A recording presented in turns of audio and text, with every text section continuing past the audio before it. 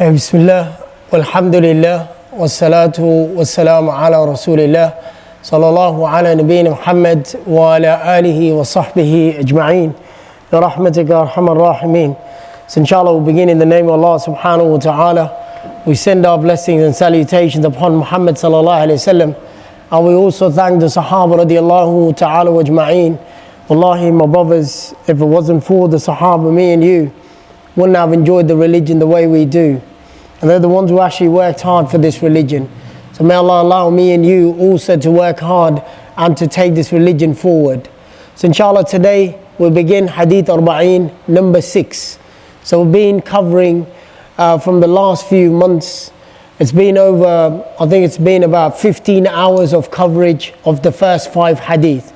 But my aim inshallah is to finish the Hadeeth 6 today before the Iqamah.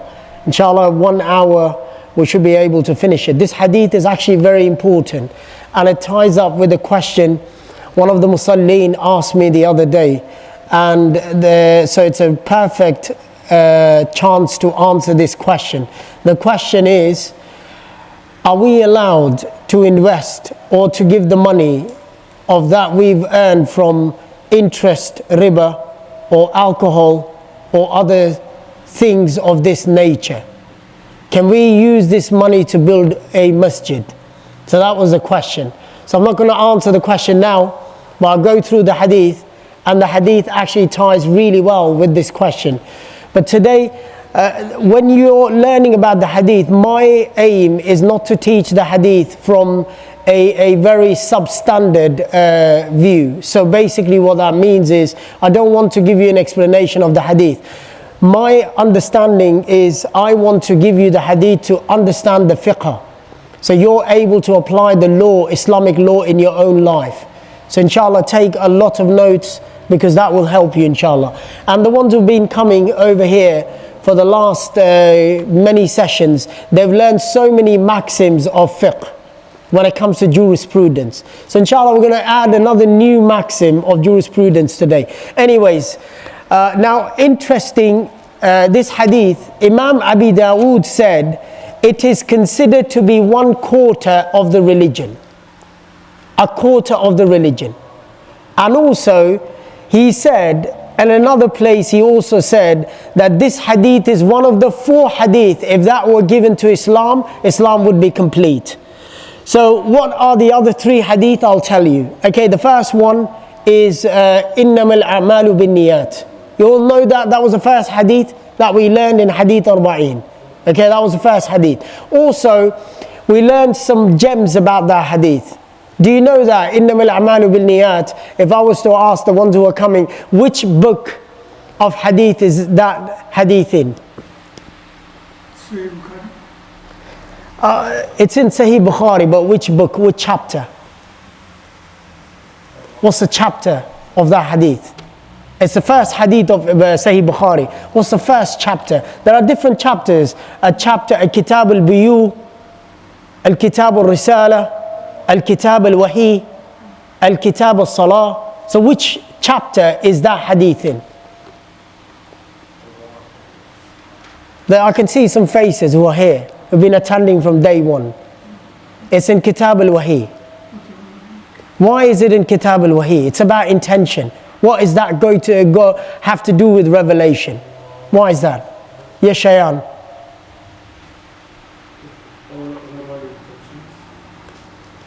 That hadith was narrated by 6 people, and all 6 people are from Mecca and Medina. And where did the Quran, where was Quran revealed? Mecca and Medina. Mecca and Medina. Everyone in that narration is from Mecca and Medina. That's why Imam Bukhari, this is how smart the scholars are. They're not like me and you. So when he looked at the hadith, he said these are the people only from Mecca and Medina. He brought that hadith in Kitab al-Wahi. So like that, this hadith is also in a chapter which we are going to learn. But so the second hadith also, إِنَّ اللَّهَ طَيِّبٌ لَا يَقْبَلُ إِلَّا الطَّيِّبُ. That Allah subhanahu wa ta'ala in itself is pure, and Allah does not accept anything which is not pure. That's hadith number 2. Okay, what's hadith number 3? Hadith number 3 is وَإِنَّ اللَّهَ أَمْرَ الْمُؤْمِنِينَ بِمَا أَمْرَ الْمُرْسَلِينَ. That whatever Allah gave to the believers is what Allah gave to the prophets as well. So what the orders, the command that Allah gave to all of us are the same orders Allah gave to the prophets as well. So that's another hadith. And also the fourth and the last hadith, which is today's hadith is. So I'm going to break it down and I'll translate it along the way, but I'll read the hadith for you so to know what the hadith is, inshallah. So this hadith is narrated by Abdullah and Nu'man ibn Bashir.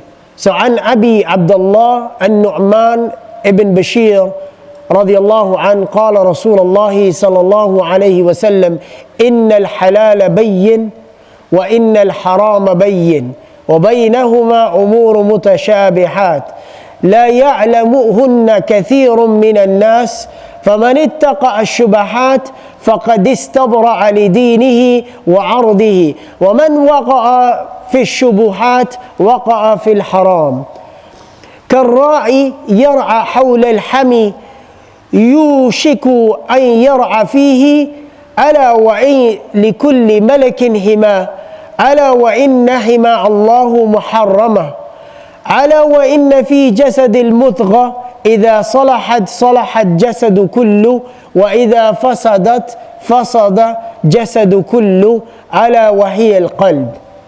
Okay, that's the entire hadith. So now the hadith has 3 parts in it. Okay, what's the first part? We're going to start with the first part. The first part is very simple. As the hadith says, إِنَّ الْحَلَالُ بَيِّن وَالْحَرَامُ بَيِّن. So the haram is clear and halal is clear. And then Allah says, Rasulullah sallallahu alayhi wa sallam says, وَبَيْنَهُمَا أُمُورٌ مُتَشَابِهَاتٌ. But also there are matters which are doubtful within Islam as well, which are not clear. So this is how the hadith starts. So now also understand the shubuhat, the terminology actually means which are doubtful, which people do not know of. And that's why the hadith clearly says, مُتَشَابِهَاتٌ لَا يَعْلَمُهُنَّ كَثِيرٌ مِّنَ النَّاسِ. That many of the people actually don't know these matters. Many. كَثِيرٌ مِّنَ النَّاسِ. Many people don't know. And today, inshallah, some of you will, when you learn this, you'll find out there's so many things that are needed when you look at mutashabihat. Now moving on, Imam al-Bukhari, this hadith is muttafiqun alayh. It's actually narrated by both Muslim and also Bukhari as well. But Imam Bukhari puts it in the chapter of buyu. What's buyu? Buyu actually is transactions. Bay'. You know, so it actually brings this hadith in the kitab of transaction. Now, some of you might be thinking, what is this got to do with transactions? SubhanAllah, when it comes back to the pious people of the past, the Salaf, they understood that zuhud, asceticism, is actually generally does not mean to leave the dunya. Does not mean to leave the dunya and go in a cave and to just make zikr and to believe in Allah and to worship Allah. They actually did not believe this was zuhud. They believed zuhud was to keep yourself away from haram and mutashabihat and do the things which Allah has commanded you to do. That's why Imam al-Bukhari, when he brought this hadith, he actually brought this hadith in Kitab al-Buyu. And this is the first hadith. If you read the Sahih Bukhari, actually when you come to the chapter of transactions, you come to this hadith. This is the first hadith. Also, Imam Abu Hanifa's student, Imam Abu Yusuf, actually mentions about this hadith when they asked him, why don't you write a book on zuhud? So he said, I've already written a book on biyu. I've already actually done a kitab on transaction. So they asked him, what do you mean? He says that, don't you know that I've already spoken about the finances of Islam? So finances of Islam are zuhud. So that allows you, and subhanAllah, today if I was to ask you, what's the number one question that you ask the Imam? What's the number one question? Can I take mortgage from the bank? Number one question, mashallah. Number 2 question for the children, can I eat McDonald's? Okay? That's number 2 question. Right, this is it. Subhanallah, al-halalu bayyin wal-haramu bayyin. Okay? And so, but there are mutashabihat. But subhanallah, this is halal. That saying, taking money from the bank is bayyin, it's clear, it's haram. It's not mutashabihat. And eating from many McDonald's, many. Okay, I am not going to make ghulu over here. But if you ask me, I believe McDonald's in itself is not halal. Because there are so many layers in it. But then I'm not going to make ghulu. I'm going to say many McDonald's are not halal. Okay, many are not halal. And if you are one of those people who are boycotting, then none of the McDonald's are halal. Because then you're boycotting, right? You're doing it for the sake of your brothers, right? So that's a clear matter there, okay? So he says, to leave the luxuries of this life is not zuhud. Zuhud, a true zahid, is the one who leaves what's haram and he leaves what is mutashabihat. He leaves what is doubtful matter. That's the clear zuhud. That is a zahid. That's a true zahid. The zahid is not the one who comes to the masjid. SubhanAllah, we've got so many people that come to the masjid. They've got the longest of the beard. But when you see them talking, mashallah, no ihtaram. They don't even control their tongues. So finance is a matter where everyone's iman is troubled. How many times you hear that where someone's stolen money from Centrelink? They're taking money, they're lying to the government. But mashallah, the brother goes for 40 days, for 4 months, for 5 months, for 6 months, for the sake of Allah. But then he still takes money which is not his haqq. So understand, transaction, money really challenges your iman. In dunya al-mal wal-banoon. That challenges your iman. So really, if you are a zahid, you will keep away from something which is haram, and you will keep away from something which is mutashabihat.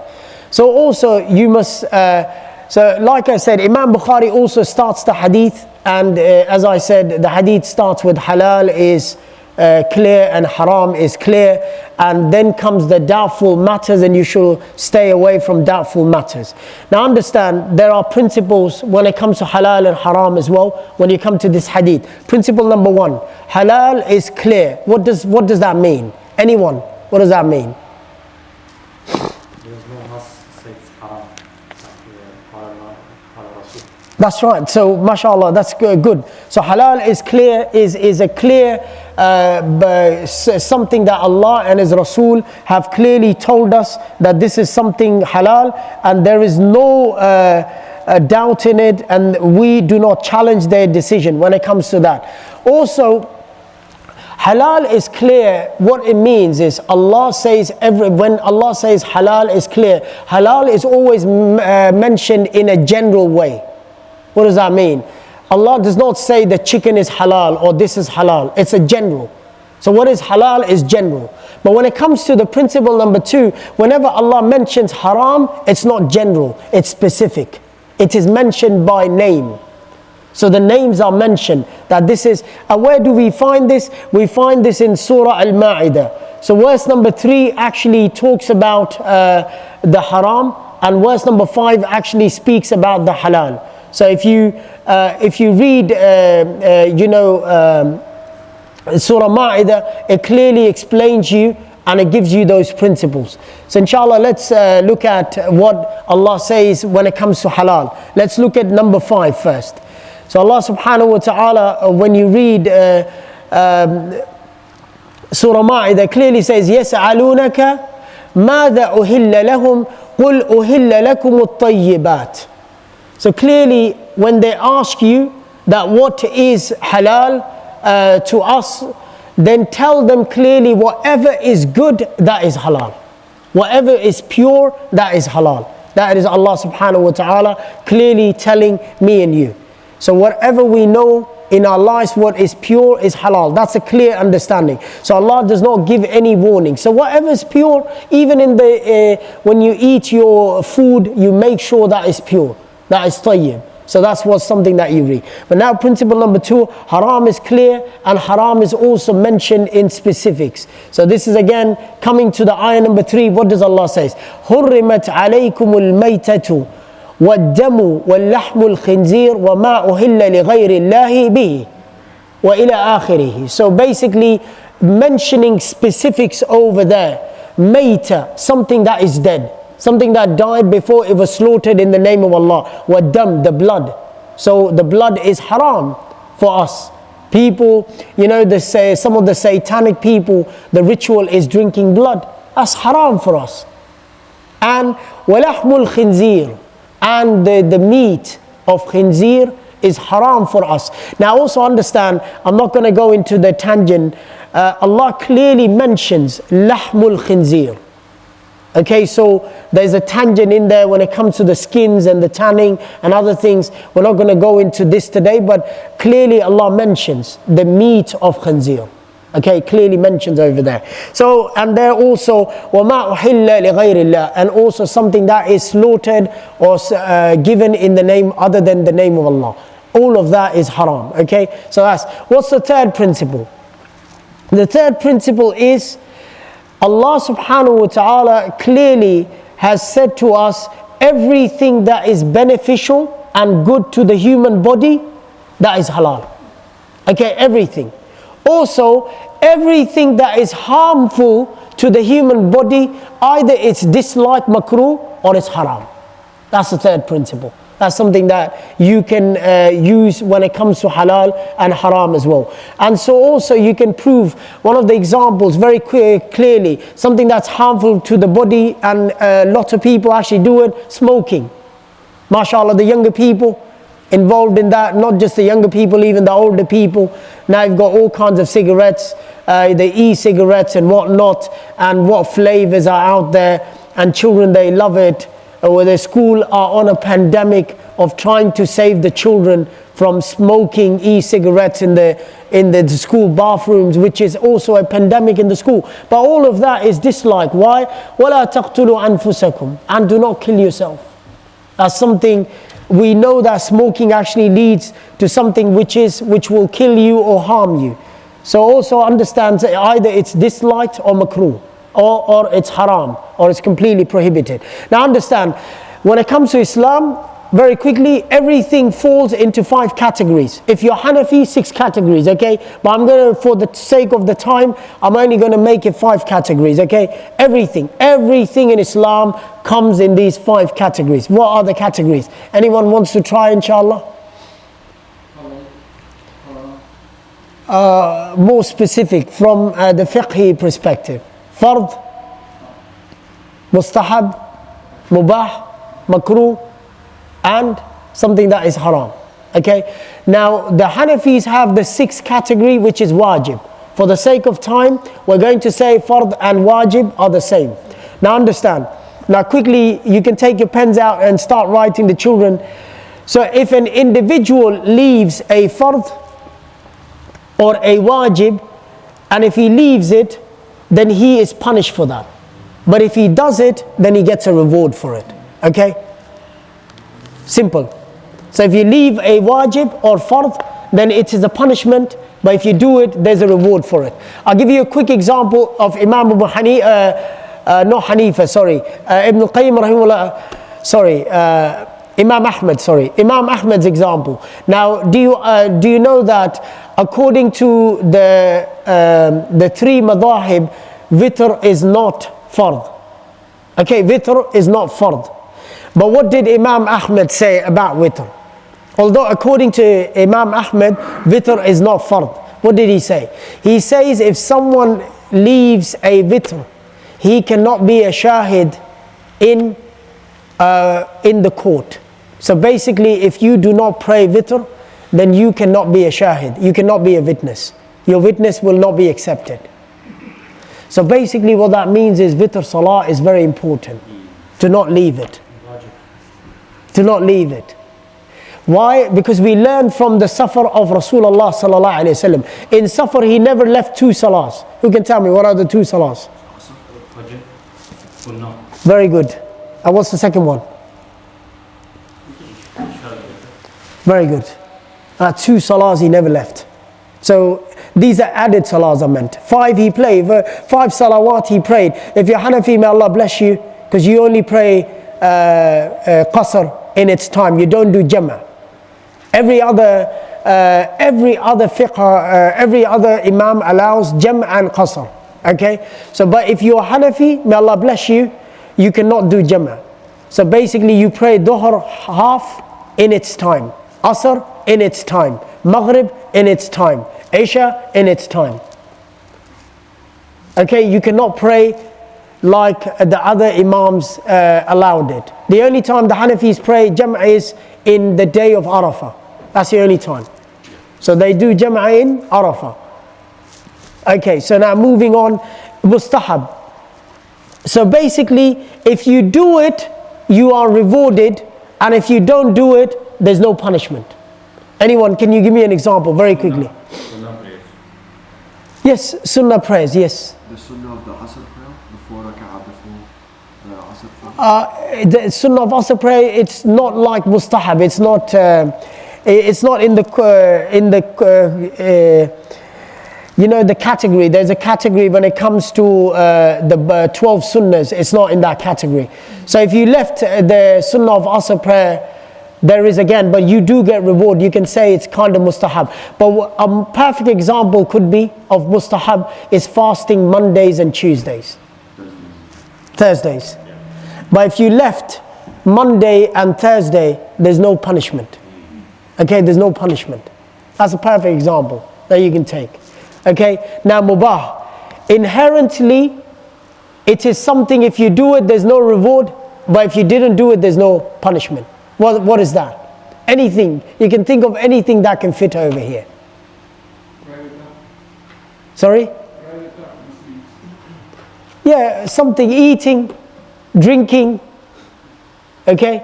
But subhanAllah, eating and drinking can also give you reward as well. How? If you eat and drink for the sake of Allah, saying, I am eating and drinking so I have strength to pray, salah, then it becomes reward as well. But if you're eating and drinking, it's mubah. Eating rice, eating chapati, okay, khubz. That's all mubah.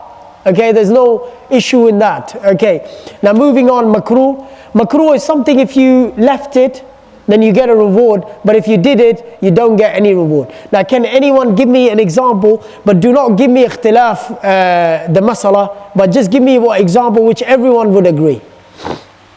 I have a good example as well. Think of something when you come to the masjid, something you're not supposed to do. Something that could be makruh when you're coming to the masjid. MashaAllah. It's makruh. Smoke, mashallah. It's makruh to come with the bad smell to the masjid. The onions, the garlics, and smoking nowadays. And people, the workers, they come, they do not shower sometimes. On Friday, we understand they're working. But if they're coming for Isha Salah and they come in the clothing, and it's sweaty and smelly, and then you're coming and you're making the other person Salah, you're disturbing the other person's Salah. This is makruh.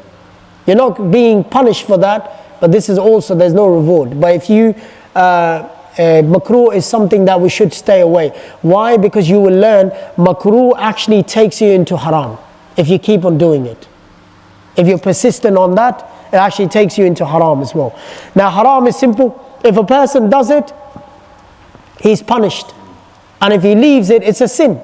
So if you leave it, then you're rewarded for that.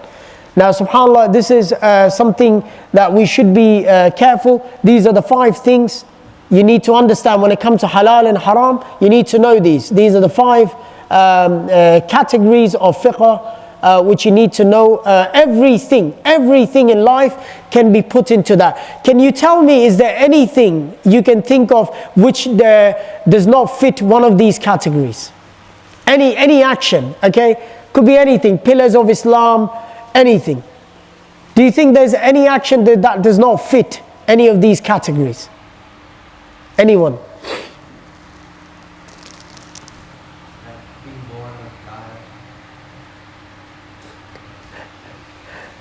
it'll still fit in some of the categories. So, subhanAllah, do you know that the answer for this question is no, there's nothing like that. Why? Because Islam is comprehensive. Everything Allah made fits in these 5 categories. Everything that is made by Allah subhanahu wa ta'ala. Allah actually made it in a way that no way you do or you say will actually not escape from any of these categories. So this is what Islam is. Islam is so comprehensive. Allah made it so easy for us. If we followed Islam to the teeth, we will never be misguided. We just have to look at what the teachings of Islam are. Now also understand the hadith also spoke about when the hadith says, وَبَيْنَهُمَا أُمُورُ مُتَشَابِهَاتٌ لَا يَعْلَمُهُنَّ كَثِيرٌ مِنَ النَّاسِ. Okay, so there are the matters of doubtful matters with كَثِيرٌ مِنَ النَّاسِ لَا يَعْلَمُهُنَّ, that they actually do not know. So there are so many matters. So basically, if you keep on going to the matters of shubuhat, this is what Rasulullah clearly said. He said, فَقَدْ اسْتَبْرَأَ لِدِينِهِ وَعَرْضِهِ وَمَنْ وَقَعَ فِي الشُّبُهَاتِ وَقَعَ فِي الْحَرَامِ. If he keeps on persistent and going to the matters of doubtful matters, that will actually lead him to doing haram. So now let's look at one of the greatest Imams of time, Imam Shawkani. Imam Shawkani said there are 6 categories when it comes to doubtful matters. If you have these 6 categories in life, you can never go wrong and you'll be able to fix your shubuhat. And the question that the brother asked about the money that you earn from alcohol, the money that you earn from riba, will actually be in these 6 categories. So inshallah I will answer that question as well. So now moving on, the first category, those acts where evidences from Quran and Sunnah are conflicting and there is no way to resolve it. Quran and Sunnah, if you look at both, it's conflicting. So there is Quran is saying something and then Sunnah has made a leverage to that ruling and it goes into another realm. So it becomes hard to resolve it. And these are the matters which are grey matters. Imam Shawkani says these are the matters for scholars. These are not the matters for the layman. You should not argue in these matters. Can someone think of an example? What are these matters? Bay'ah to a specific leader, for example. That's a simple matter. Bay'ah to a leader is an Islamic matter. It's not doubtful. When the Khalifa comes, everyone has to give bay'ah. I'm saying now in the new global. Well, right now there is no khilafah that we can see. So it's not a doubtful matter. It's a very clear matter. Can you see any khilafah? No, what I'm saying is, for example, to give bay'ah to a specific leader in a specific country. That is not something that a layman can. Most of the country, they call for asabiyah. They actually call for divisions. They say it's nationalism. Islam is never about nationalism. If you look at the countries today, they all call for nationalism. They all have names, they all have flags. Islam is something that unites on one particular flag. So there's no doubt in there. The simple answer, I'll give you an example, simple. A simple example is the matter of going in your sujood. What did Rasulullah sallallahu alaihi wasallam say? Do not go in the sujood like a camel. So how does a camel go in sujood, kneels down? Is it with his hands or is it going down with his legs? The scholars are still disagreeing on this matter. So regardless of what the musallin, they go down in sujood, some people go with their hands or some people go down with their knees. Regardless of that, this is the matter with the scholars. So we should not argue with these matters. So if you're going down with your knees, it's fine. If you're going down with your hands, that's fine as well. But if you want to follow certain scholars, like Shaykh Saleh Al-Uthaymeen rahimahullah ta'ala, he said to go down with the knees, because the camel actually tries to sit with the back legs first when he goes down. So that was the opinion of Uthaymeen rahimahullah ta'ala. Okay, but this is a matter which is a grey matter. And there are many matters in Islam, in fiqh, which are very grey matters. So in those grey matters, the scholars have disagreement, and we should not indulge into these matters. We should just follow the scholar. Number 2, Imam Shawkani said, for non-scholars, when they go to Imam to get conflicting views, this is also a mutashabihat. So people, when they go to 1 or 2 Imams for fatwa shopping, that also becomes a mutashabihat. For example, the fatwa shopping nowadays is riba, going to the bank. You know, you go to one scholar, you go to the second one, you go to the third one. I am telling you, there'll be one sellout who will tell you to take the money from the bank. There'll be one of them. So it is common nowadays. So this is also leads to mutashabihat. Okay, example of that. Also, example of McDonald's could also be like that. You could go to one scholar, he's going to say McDonald's is haram, that one's going to say it's halal. So that is the second point Imam Shawkani is bringing. The third point, permissible matters which lead to haram, or leaving it will lead to also leaving the obligatory matters. So permissible matter which leads to haram, or leaving what is obligatory. So for example, a perfect example of this, it's a permissible matter, but it will lead to haram. And also, what is such a matter? I'll give you an example. According to only Imam Shafi'i, okay, that's the only one Imam, not going to speak about him. Every other Imam says when you come to your wife and you can kiss your wife, it does not break your wudu. Do you know the kissing your wife or touching your wife does not break the wudu? If it is done with again, if it's done with the intention of intimacy and other intention, that could lead to breaking the wudu. But generally, if you were leaving the house and you kissed your wife, does not break the wudu, okay?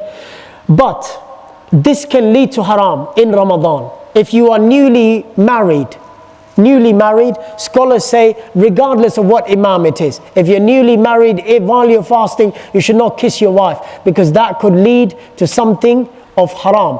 Relationship with wife is not haram, but relationship with wife while having fasting is haram. So this is the matter. This is the third matter. So basically leaving something which will lead to haram. Okay, leaving something which is permissible, which will lead to haram. So, and it does not, it may just not lead to something, a relationship with the wife. It may also lead to something, some sort of ejaculation as well, while you're kissing your wife in fasting, okay? That could also be the case. And that is also breaking your fast. Also, number 4, Imam Shawkani said, Sharia has clearly said what is makruh. So, the 4th principle he said, Sharia has made something clearly makruh. So the example that the boy gave, it's a perfect example. Coming to the masjid with the foul smell or foul odor with garlic or onions or smoke is something which is makruh, and we should not do it. Number 5, matter number 5, or the principle number 5 of Imam Shawkani when it comes to doubtful matters, is matters consisting of doubts regarding its permissibility due to its circumstances surrounding it. Sometime has a set ruling. So basically matters consisting of doubt regarding its permissibility. So there are matters you are in doubt that is this permissible or not due to the circumstances. Some circumstances it may become halal, and some circumstances it may become haram. So this is basically consumption of alcohol is haram, okay? But if there is a medicine that you need to have in order to save your life and it has alcohol in it, now that becomes halal for you. Why? Because you have to save the life.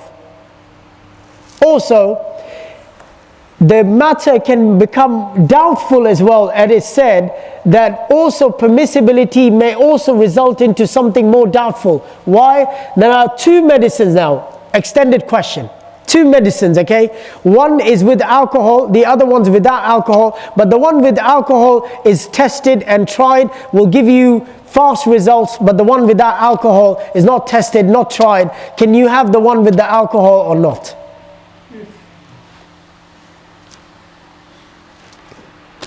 So this is now the matter of shubuhat. But If the doctor says that this is a medicine that you need to take, you can have it. Okay? That is principle number 5. Principle number 6, Imam Shawkani, the last principle, he says, matters of which are lawfulness found in weak hadith. Okay, before I go, let me just go back to this number 5, matters consisting of doubt regarding its permissibility. Now, one of the brothers, he asked a very good question. I answered him the question in a fast manner, but then alhamdulillah I went and I did some research and I came back with the answer. I'll give you the answer. What was the question? Can you give riba, money, alcohol, money? Let's say you've got a shop, okay? You've got a licensed shop and you're selling lotteries, okay? And you're selling, it's on riba as well. You're earning riba money, there's alcohol in there, you're doing all of that. You're a Muslim. Now, the principle, I want everyone to inshallah write this principle, okay? This is the principle. In actual money, haram money is haram in itself, okay? Haram money is haram in and of itself, in and of itself. That's the first principle. The second one is haram money is not haram the way it's acquired for the person who will receive it. Haram money is not haram the way it's acquired to the person who's the receiver, not the one who's earning that money, not that one, okay? So now ulama give, this is a camp. The first camp says no money can be used to build a masjid. No money can be used, this money can be used to build a masjid. Why? They give the example of the Kaaba.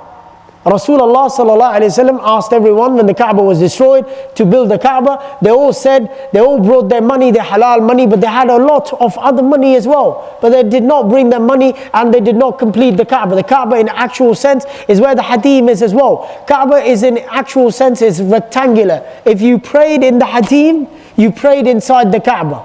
But they did not have the money. So they made a cube, a square. So that's one opinion. But a more better opinion is the brother who eluded me, may Allah guide him and give him more knowledge, mashallah. I read the fatwa and I went home and I read the fatwa of Sheikh Salih al-Uthaymeen. Uthaymeen rahimahullah ta'ala says it's in the second category. What's the first category? Haram money is haram in and of itself. What does that mean? If you robbed someone and you took the money, you cannot use that money in the masjid. Why? Because that's not your money. You robbed that money from someone. You stole that money from someone. That's not your money. But if you gave someone a service, even if it's haram service, you sold alcohol. That money, you sold alcohol. You gave riba. You sold lottery. You should not be using that money, but if you gave that money for the purpose of da'wah, for the purpose of building Islamic centers, for the purpose of building hospitals, for the purpose of building masjid, that money can be taken by the organization to build the masjid. That's the opinion. Yes. That's the opinion. That's what Sheikh Salih al-Uthaymeen said. Sheikh Muhammad Salih al-Uthaymeen rahimahullah ta'ala is the faqih al-ummah, one of the greatest scholars that ever came in the 21st century. One of the greatest scholars. I don't know if you know about him. He was from Unayza and he was a man who came in the time of the giants. There were two giants in his time, Albani rahimahullah ta'ala and Sheikh ibn Baz rahimahullah ta'ala. But if you ask me, I actually consider Muhammad Salih al-Uthaymeen better than both of them. Because he was the faqih. He was not just the scholar of hadith or the scholar of Quran. So that was his opinion, and he clearly said that this money can be used and by people who are giving it for the causes of generous causes. They can do it, but they can't use that money for themselves, because that money, the way they acquired it, becomes haram for that. Now someone asked, can they seek reward from that money? He said no, they can't seek any reward from that money. There's no reward for them, but they can just give that money, they can offset that money, and there's no reward. Okay, point number 6. Anyone's got a question before we take it? Yes. How about the attention? the person who gives this haram money, but his attention is good for building masjid. Well, look, if his intention is there, it's up to Allah subhanahu wa ta'ala, as you know. Money is still haram. Yeah, money for him, he cannot use it. For him, it's haram. Before the organization. Yes, for the organization, that's fine. He doesn't get the reward Yes. for the attention. Yes, he doesn't get the reward. But again, this is, we know how Allah subhanahu wa ta'ala works. Maybe Allah may give him the reward. But we do not want to open the bab, the door, or there's a reward in it. Can you imagine all these people will come and they will start giving the money for the reward? Now subhanAllah, Shaykh Uthaymeen rahimahullah ta'ala, you asked a beautiful question. What did he say? He said the scholars that give the opinion of building the Kaaba, that's before Islam. He said for us, that opinion is not valid. For us, the opinion is valid when Rasulullah got the Risala. So what they did, we do not need that. This is his opinion. But understand, the Jumhur is still with not giving the money. It's still khilaf. So that's why, what's the principle of Shawkani? Matters consisting of doubts regarding its permissibility due to its circumstances. Due to the circumstance. That's the fifth principle of Shawkani. Any questions? If any organization is getting money from whatever sources, but delivering money as a halal, If they're doing causes of halal, yes, the organization will be rewarded because they are the ones who are doing with the right intention.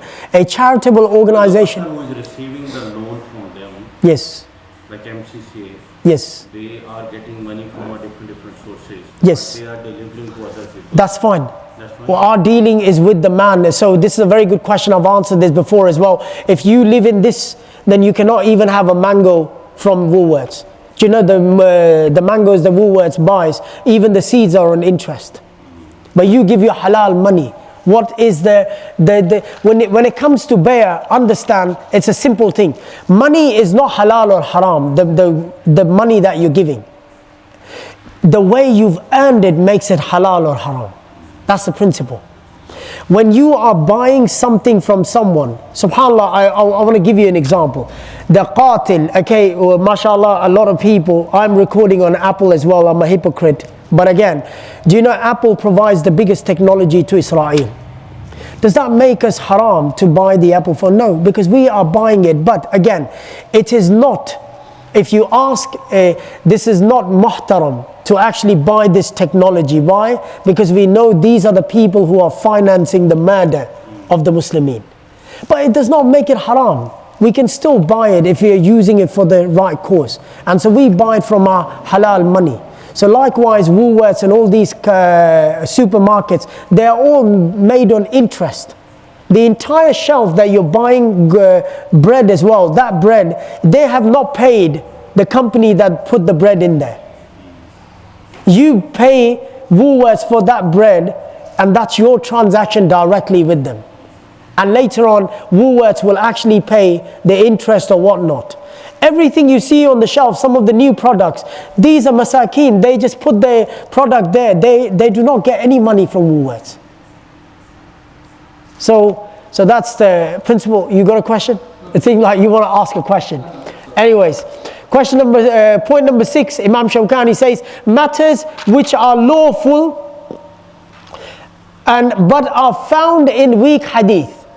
Matters which are lawful and found in weak hadith. Can you give me an example of that? Anyone? It's something to do with your eating. Yes, on the right side hand and left side. Eating with the right side. Yeah, you can,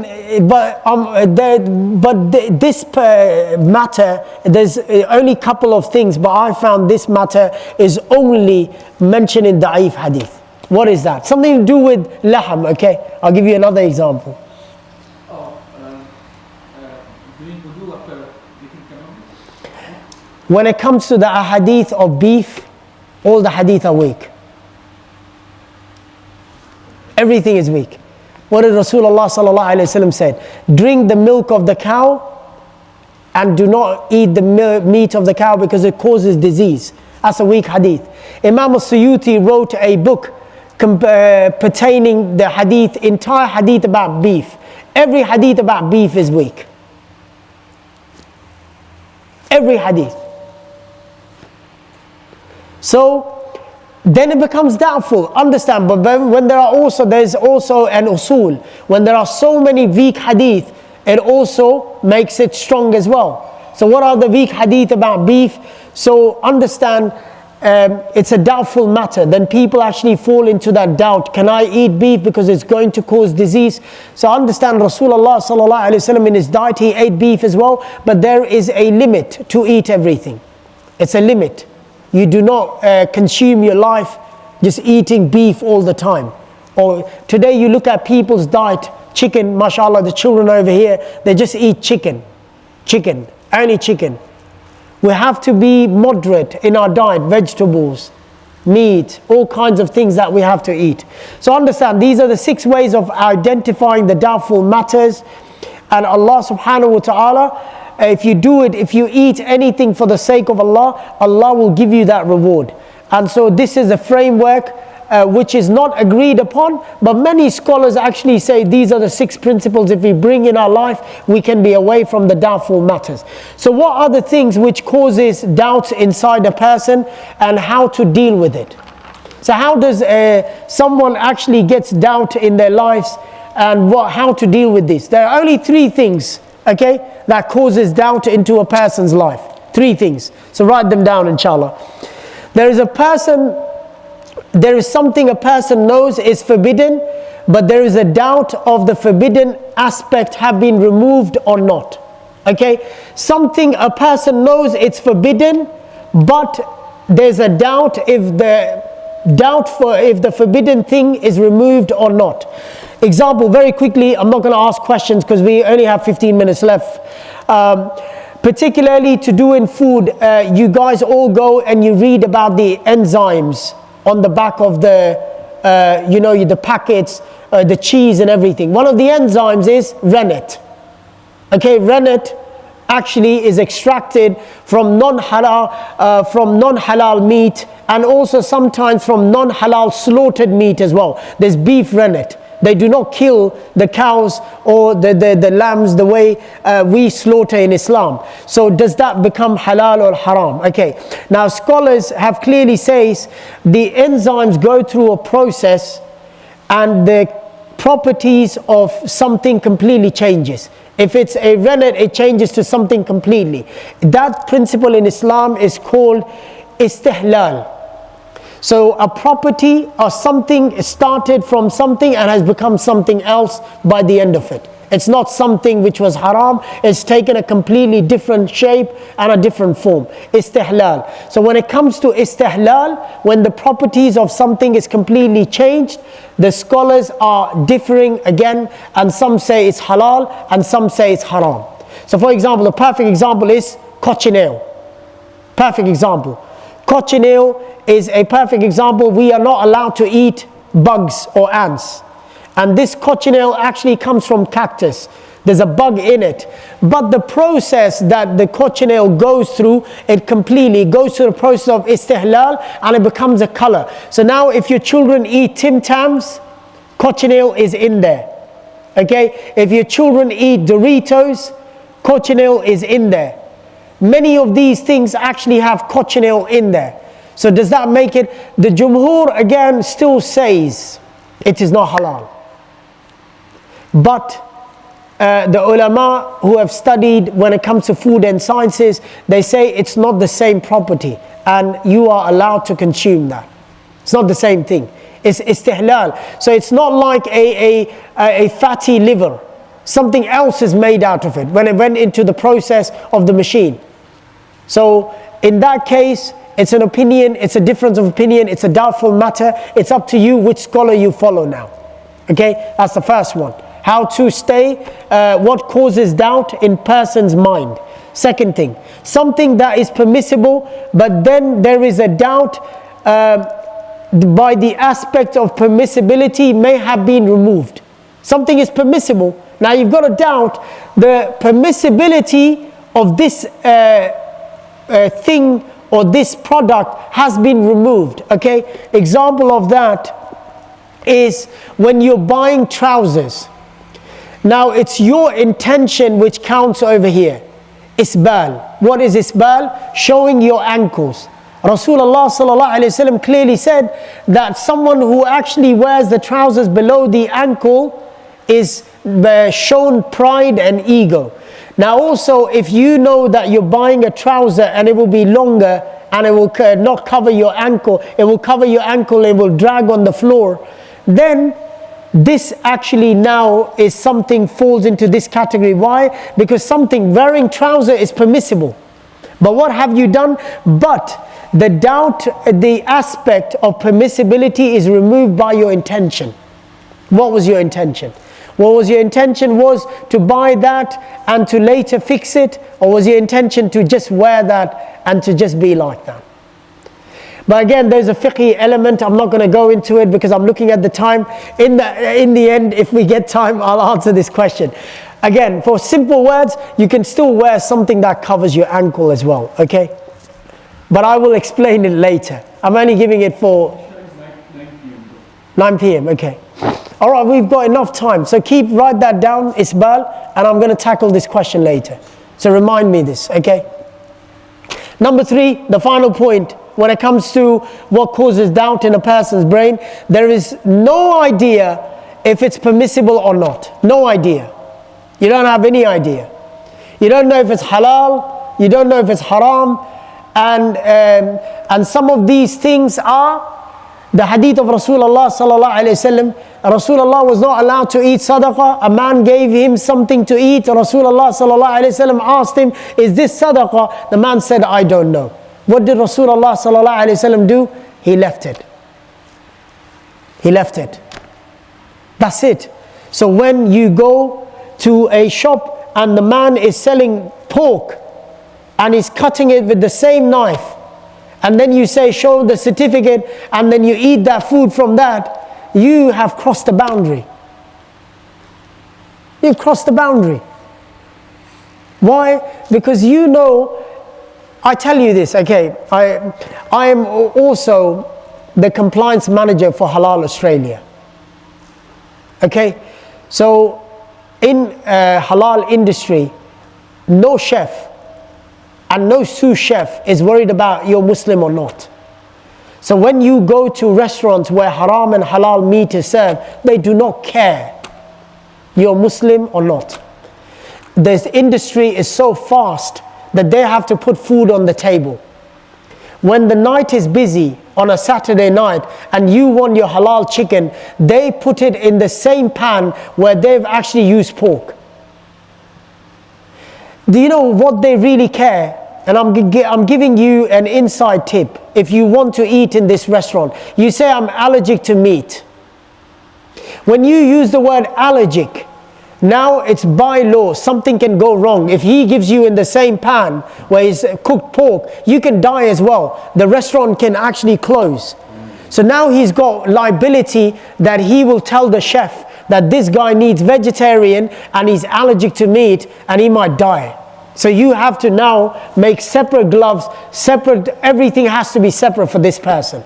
They really don't care about you being Muslim or not. So don't be deluded when you go to these places. You know, we deal with this you have the founder of this masjid, Dr. Maroof. He runs Halal Australia.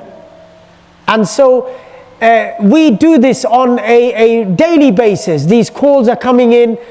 Can you go look at this place? Can you go look at this place? And we do this. So I'm telling you that don't be fooled if you know when you're going to these KFCs in Liverpool and you say it's halal, that same KFC also serves pork as well. Same KFC. You know, a 17-year-old, he does not care if you're a Muslim or not. That 17-year-old just wants to go home and make the money. That's it. So then you have these Muslims, they come deluded.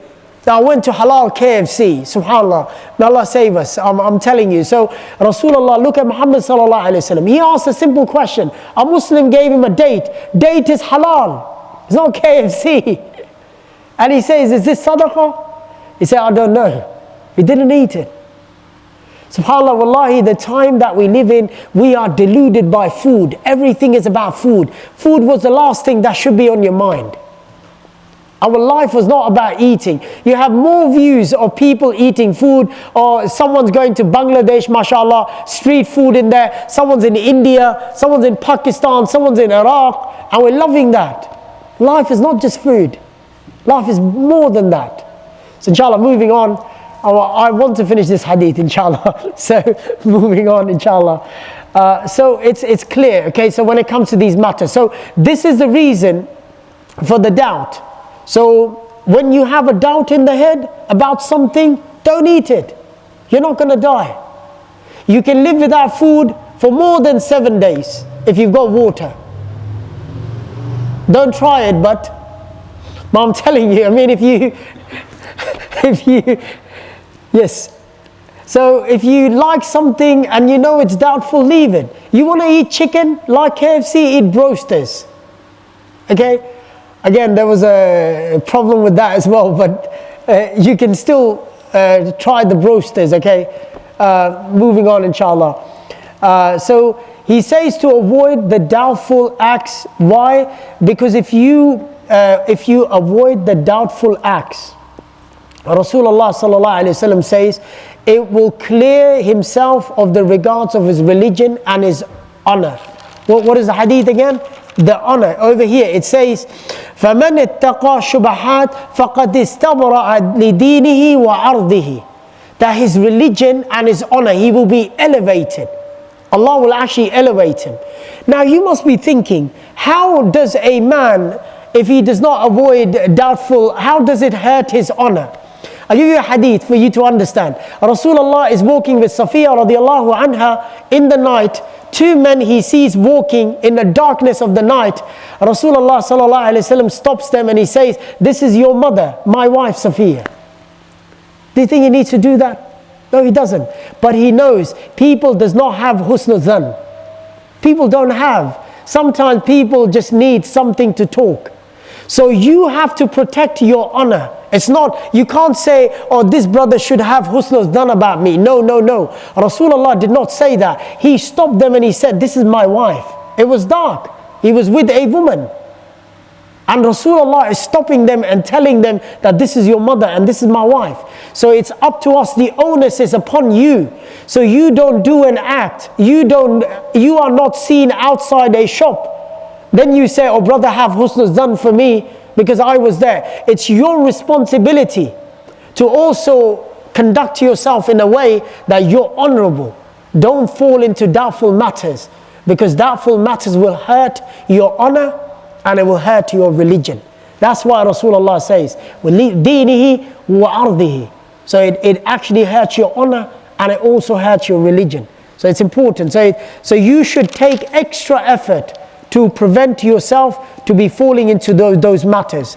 Now also understand, some people may be okay, and some people may say, you know what, but the people should have a good intention about me.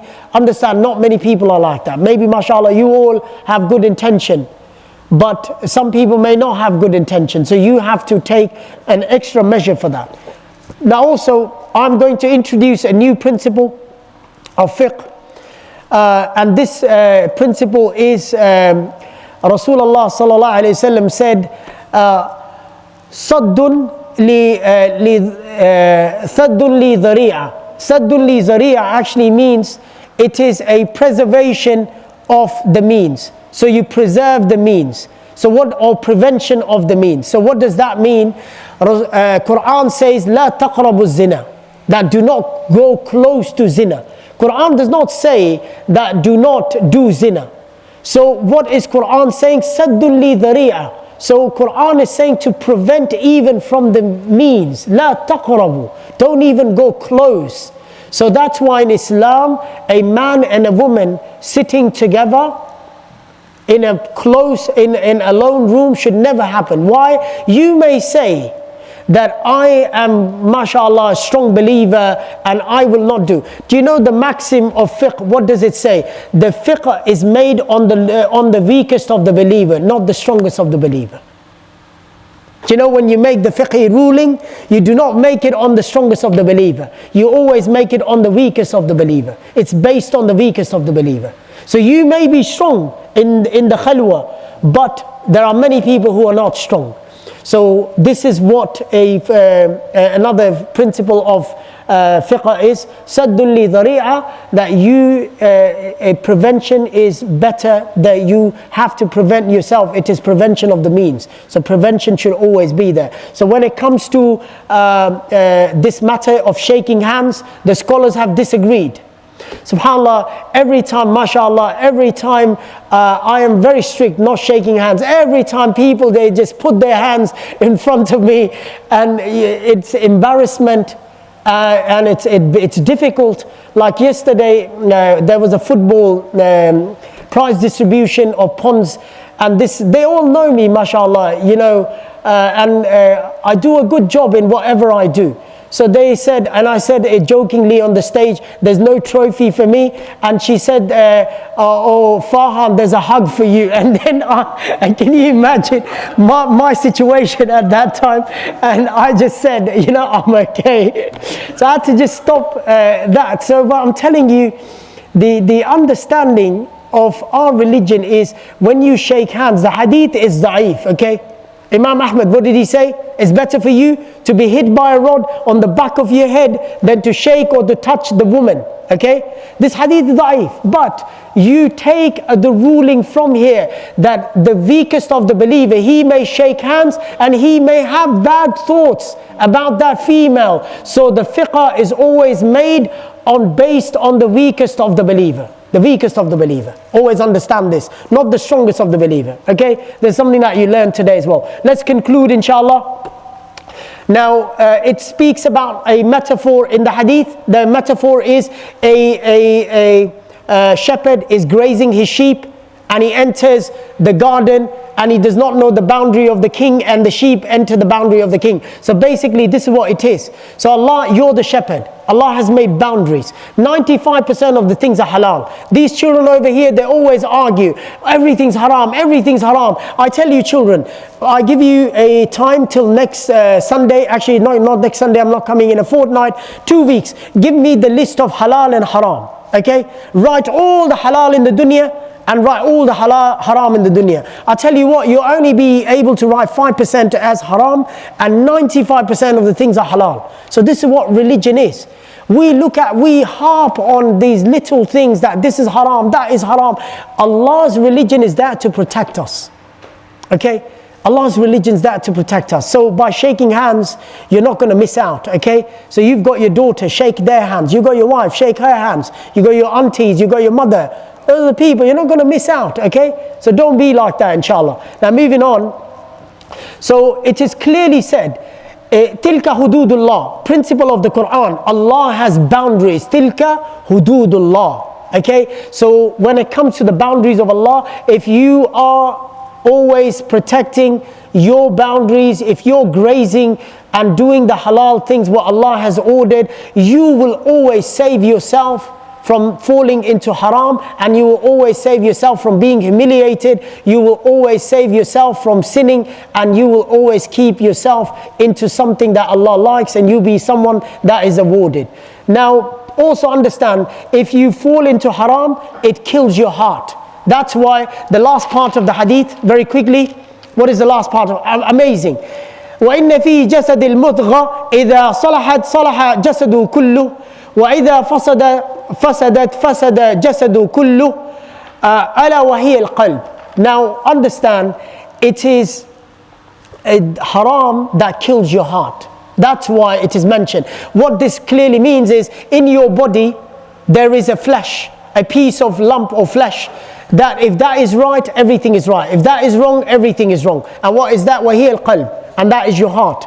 Okay, now Allah subhanahu wa ta'ala, when you keep on pushing yourself to do something haram, then you actually fall into this category. You get blackness in your heart. And there's no way then you can actually remove that blackness. So you're falling into doubtful matters. It will actually take you, definitely, it will weaken your heart. And like shubuhat as well. Shubuhat is not haram, but that will make your heart more weaker. Every time you do something which is doubtful, your heart becomes weak. Every time you do something doubtful, your heart becomes weak. So you eventually fall into haram and you are lackadaisic. You're not careful of doing something which is haram. So heart is very important. It is your heart. If you remember, my khutbah this Friday was an amazing ayah, you know. إِلَّا مَنْ أَتَى اللَّهَ بِقَلْبٍ سَلِيمٍ. Allah is actually going to look at your heart on the day of judgment. Ibn al-Qayyim rahimahullah ta'ala says there are 8 signs, and I'm going to go through this very quickly. I know Salah is very soon. I want to finish this hadith inshallah, please. So the sunnah before Isha is not something that if you pray it, you'll get reward. If you don't pray it, you will not get any punishment for that, inshallah. So for the sake of Allah, if you do want to pray the sunnah, you can actually pray at the back over there. But listening to this may get you more reward. Why? Because the angels that are here over here, they will go back to Allah subhanahu wa ta'ala and mention you in the Allah's assembly. Okay. Ibn al-Qayyim rahimahullah ta'ala says there are 8 signs to see if your heart has died or not died. Okay, 8 signs. Write them down. And you need to have it in your life, and you need to check your heart every day. MashaAllah, this is the signs that you need. What is the first say? He said, if the person considers himself to belong from the next life and cannot wait to get there, then that is a sign that the heart is alive.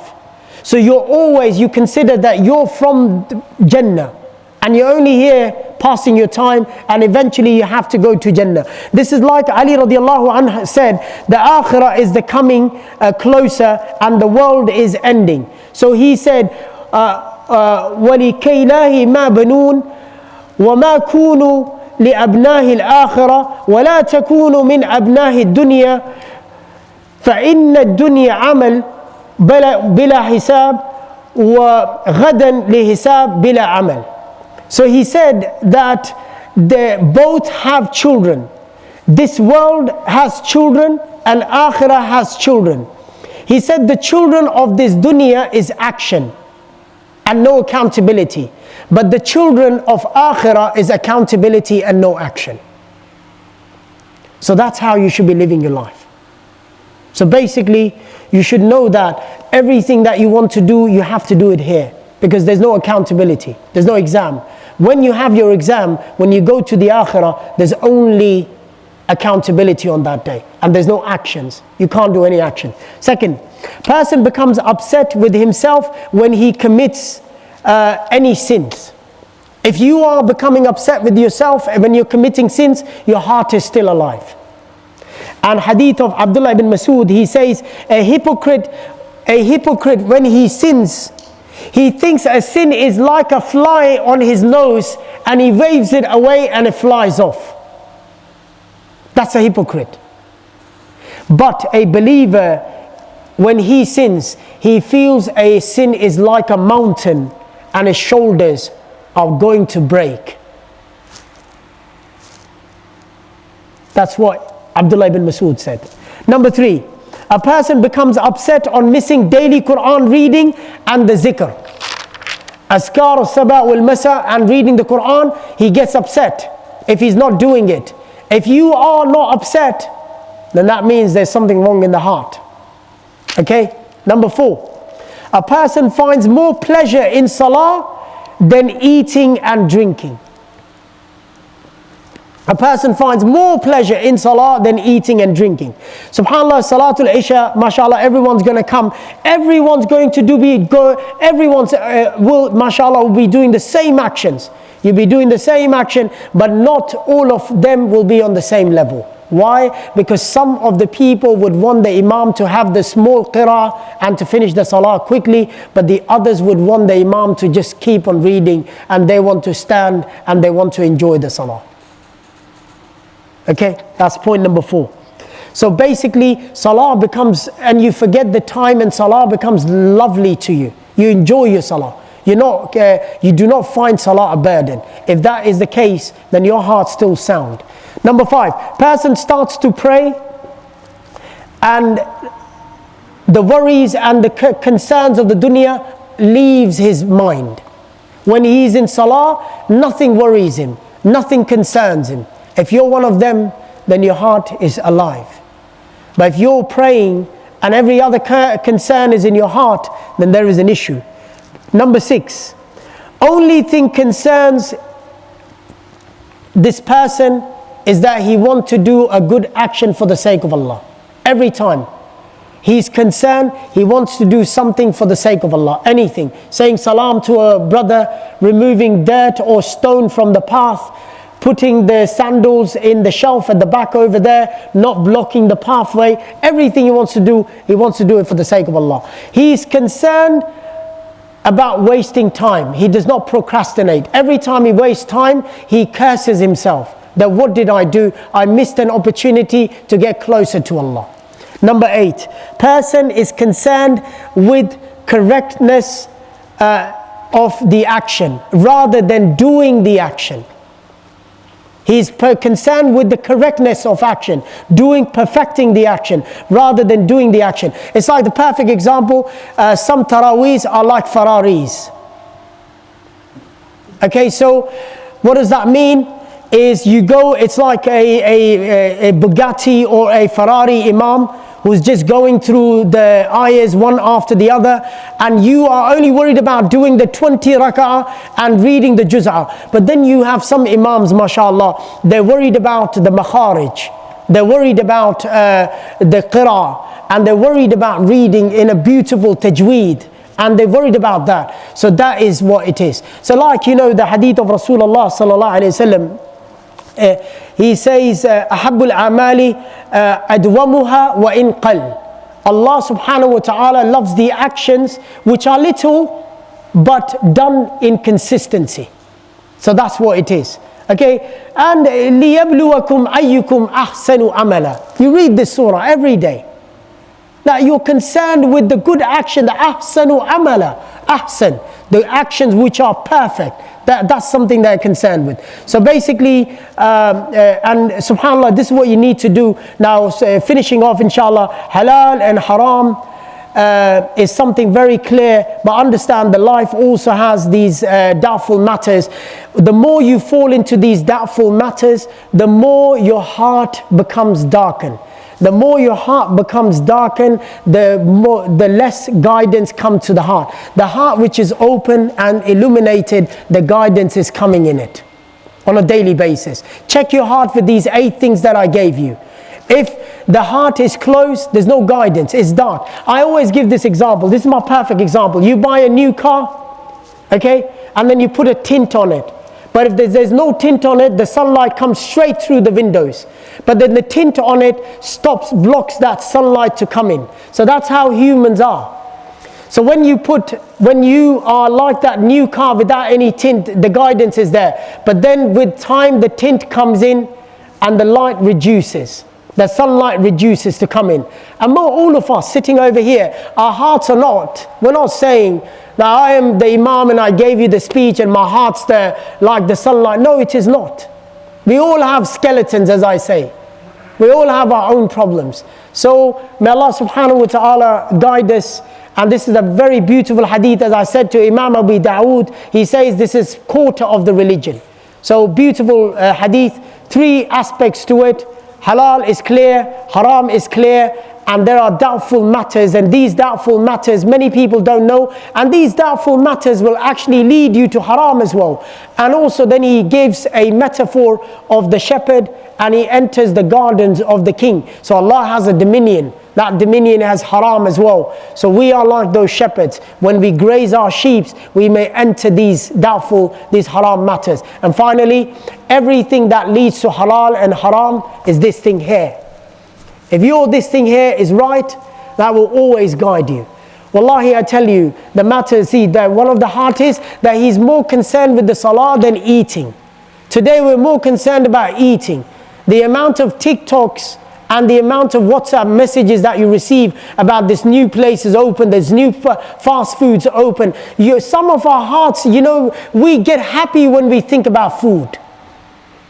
So may Allah help us and may Allah guide us. We ask Allah subhanahu wa ta'ala to help this Muslim ummah, and particularly the people of Palestine and Lebanon, the ones who are really struggling at the moment. I ask Allah subhanahu wa ta'ala to destroy this tyrant. And subhanallah, this tyrant has no end to the tyranny that is causing to the world.